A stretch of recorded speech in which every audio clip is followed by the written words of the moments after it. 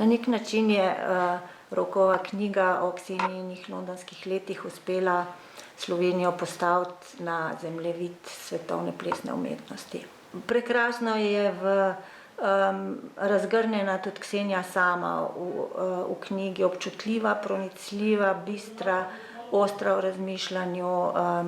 Privilegij je brati njene zapiske, pisma, misli, skupaj s pričevanjem kolegov, kolegic, ki so skupaj bili ključni pogon dogajanja in kreiranja pač London Contemporary Dance teatra, potem šole, potem akademije.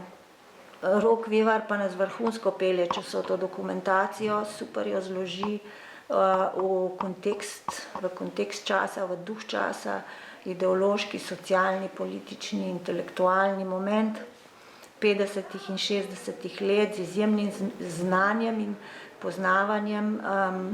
In to takrat, kadar govori o Londonu in takrat, kadar govori o Ljubljani, kar je še posebej zanimivo, ker imamo pač seveda dve politično-ideološko različni situaciji.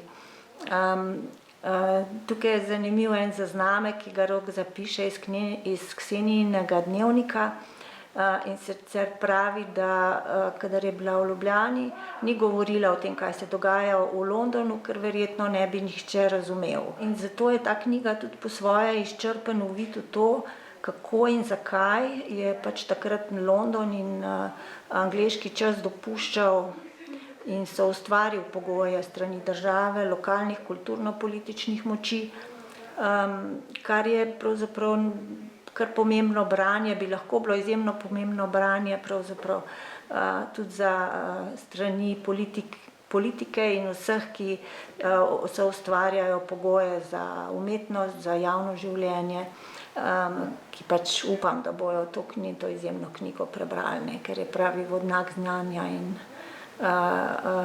obenem tudi en izjemen človeški portret.